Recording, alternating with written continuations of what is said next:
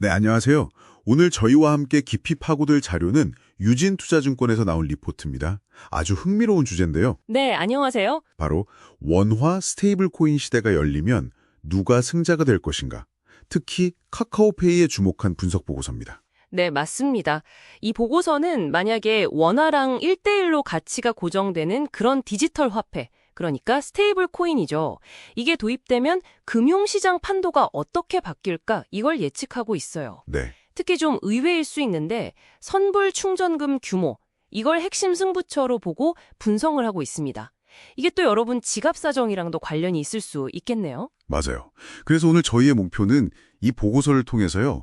왜 하필 선불 충전금 규모가 중요한 건지, 그리고 카카오페이가 왜 이 경쟁에서 유리하다고 보는 건지, 그 핵심 논리를 한번 제대로 파헤쳐보는 겁니다. 좋습니다. 자, 바로 시작해볼까요? 이 보고서의 가장 좀 도발적인 주장은 결국 돈의 크기, 그러니까 선불 충전금이 전부다, 이런 건가요? 뭐 그렇게 볼 수도 있겠습니다. 왜냐면 스테이블 코인이라는 게 결국 원화랑 똑같은 가치를 유지해야 하는 거잖아요. 네, 그렇죠. 안정성이 중요하니까. 네, 그러려면 그 가치를 보증할 담보자산이 꼭 필요해요.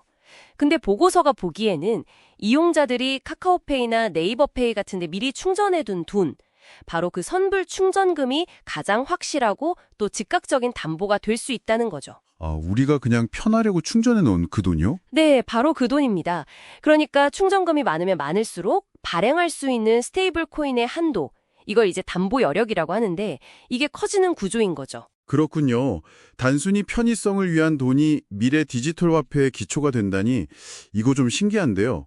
보고서에 나온 숫자를 보니까 이 차이가 정말 확연하던데요. 네, 그렇죠. 2025년 1분기 기준으로 카카오페이 선불 충전금 잔액이 약 5,919억 원. 네. 근데 경쟁사인 네이버페이는 한 1,576억, 토스는 1,375억 정도니까 와, 이건 뭐 3배가 넘네요. 압도적인데요. 네, 정말 깐 차이죠. 근데 여기서 그치지가 않습니다. 카카오 본사 있잖아요. 아, 카카오 전체로 보면 또 다른가요? 네, 특히 그 선물하기 서비스 같은 거 많이 쓰시죠. 거기에 모바일 교환권 금액까지 포함하면요. 2025년 1분기 기준으로 이미 1.2조 원 정도 됩니다. 1.2조요. 와, 엄청나네요, 정말. 이게 2024년 3분기부터 이 금액이 포함되기 시작하면서 확 늘어난 건데요. 아, 그게 법이 바뀌면서 그렇게 된 거군요. 네, 맞습니다. 작년 9월에 시행된 개정 전자금융거래법 영향으로 보이는데 어쨌든 보고서는 이 거대한 자금력 차이가 미래 스테이블 코인 시장에서의 영향력 차이로 그냥 바로 이어질 수 있다. 이렇게 보고 있는 겁니다. 이 자금력 말고 카카오페이만의 또 다른 강점 같은 것도 있을까요? 뭐 구조적인 이점이라든지? 네, 그것도 아주 중요한 포인트입니다. 카카오페이는 대부분 사용자들이 그 은행 계좌에서 바로 돈을 보내거나 결제하는 게 아니잖아요. 네, 그렇죠. 일단 페이머니로 충전을 하죠. 네, 일단 충전을 한 다음에 거기서 송금하거나 결제하는 방식에 굉장히 익숙해져 있어요. 근데 보고서는 바로 이 충전 후 사용 방식이 나중에 스테이블 코인을 도입했을 때 사용자들이 뭐랄까 별 거부감 없이 아주 자연스럽게 받아들이게 만드는데 유리하다고 분석해요. 아, 이미 시스템에 녹아들기 쉽게 되어 있다. 그렇죠. 사용자 습관 자체가 이미 그렇게 형성되어 있다는 거죠.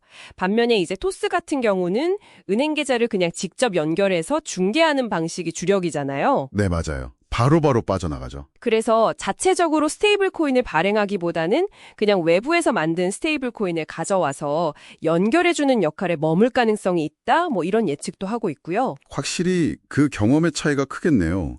실제로 거래 규모만 봐도 차이가 좀 나요. 연간 총 결제액 TPV라고 하죠. 이게 카카오페이가 167조 원인데 네이버페이는 72조 원. 거의 2배 이상 차이가 나네요. 네, 그 사용 기반의 차이가 무시 못할 수준이죠. 자, 그럼 이 잠재력이 만약에 진짜 현실화된다면 그 파급력은 어느 정도일까요? 보고서에서 뭐 추정치 같은 것도 있나요? 네, 좀 흥미로운 비교를 했는데요. 예전에 중국의 알리페이나 위챗페이 초기 성장률 기억하시죠? 네, 어마어마했죠. 네, 뭐 연평균 80에서 150%씩 막 폭발적으로 성장했잖아요.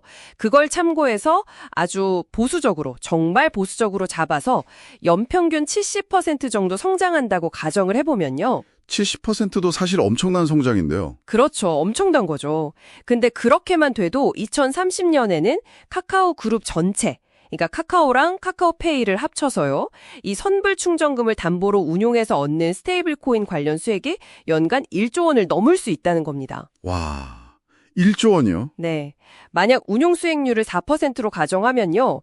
카카오페이만 따로 떼어놓고 봐도 한 3천억 원 이상으로 추정하고요. 아니, 저는 그냥 간편 결제 서비스 정도로만 생각했는데 이 선불금을 기반으로 한 스테이블 코인 사업만으로 연 1조, 또 카카오페이만 해도 3천억이라니 이게 정말 놀라운데요.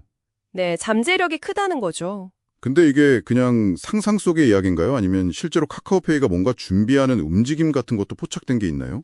그것도 보고서에 언급이 되어 있습니다. 카카오페이가 최근에요, 상표권을 여러 개 등록했어요. 상표권이요? 어떤... 네, 뭐 KRW, K, P 이런 알파벳들을 조합해서 한 18개 정도 상표권을 등록했는데 이게 혹시 원화 스테이블 코인의 티커? 그러니까 그 코인 이름 같은 거 있잖아요. 그걸 미리 염두에 두고 준비하는 거 아니냐 뭐 이런 관측이 나오고 있습니다. 아, 진짜 물밑 작업 중일 수도 있겠네요. KRW면 딱 원화고 K는 카카오, P는 페이 뭐 이렇게 되나요? 네, 그렇게 추정해 볼 수 있겠죠. 물론 아직 뭐 법안이 가류되거나 그런 건 아니에요.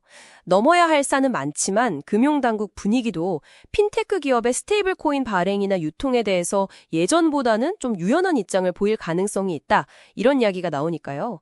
발행 가능성은 점점 높아지는 거 아니냐 이렇게 보는 거죠. 이런 엄청난 잠재력이 있다면 당연히 시장의 기대감도 클 텐데요. 최근에 주가도 좀 반응을 했을 것 같고요. 보고서에서는 이 주가 상승에 대해서는 어떻게 평가하고 있나요? 혹시 뭐 과열 아니냐 이런 우려는 없고요. 네, 그 점도 당연히 짚고 넘어갑니다. 주가가 오른 것은 맞지만 예전에 뭐 실체 없이 기대감만으로 올랐던 메타버스 테마 때랑은 좀 다르다는 거예요. 아, 이번에는 실체가 있다. 그렇죠. 이번에는 선불 충전금이라는 명확한 실체가 뒷받침된 기대감이다. 이런 시각입니다. 그리고 카카오페이가 이 스테이블 코인 테마의 주도주로 부상한 지 얼마 되지 않았기 때문에 아직 뭐 과열을 논하기는 좀 이르지 않나 이렇게 보고 있고요. 그렇군요. 물론 뭐 밸류에이션 부담, 그러니까 기업 가치 대비 주가가 좀 높다는 그런 부담감은 여전히 있지만 그래도 성장주 테마로서는 계속 주목할 필요가 있다. 뭐 이런 결론을 내리고 있습니다. 네, 오늘 유진투자증권 보고서를 쭉 훑어보니까요. 원화 스테이블 코인 시대 핵심 열쇠는 역시 선불 충전금인 것 같네요. 그리고 그 무기를 압도적으로 보유를 한 게 바로 카카오페이라는 점. 이게 아주 설득력 있게 다가옵니다. 그렇습니다. 정리하면 압도적인 선불 충전금 규모, 그리고 사용자들이 이미 충전 후 사용 방식에 익숙해져 있다는 그 구조적인 이점. 이 두 가지가 카카오페이를 주목하게 만드는 핵심 동력이다. 이런 분석인 거죠. 물론 뭐 실제로 사업이 어떻게 진행될지, 또 정부 규제 환경이 어떻게 바뀔지 이런 변수들은 앞으로 계속 지켜봐야 할 부분이고요. 네, 당연하죠. 하지만 왜 지금 시장에 카카오페이를 이렇게 주목하는지에 대해서는 상당히 설득력 있는 근거를 제시하는 보고서였다고 생각합니다. 자, 그럼 오늘 팁다이브를 마무리하면서요. 여러분께 한번 생각해볼 질문을 던져봅니다. 만약에요, 정말 이 보고서의 분석처럼 카카오페이가 원화 스테이블 코인 시장을 장악하게 된다면 여러분이 일상적으로 돈을 쓰고 또 보내는 방식은 과연 어떻게 달라질까요? 정말 흥미로운 질문인데요. 어쩌면 우리가 지금 너무나 당연하게 여기는 이 신용카드나 체크카드 결제 단계를 그냥 훌쩍 건너뛰고요. 뭐 중국처럼 디지털 월렛 기반의 결제가 순식간에 대세가 되는 그런 급격한 변화가 우리에게도 일어날 수 있을까요? 한번 상상해 보시면 재미있을 것 같습니다.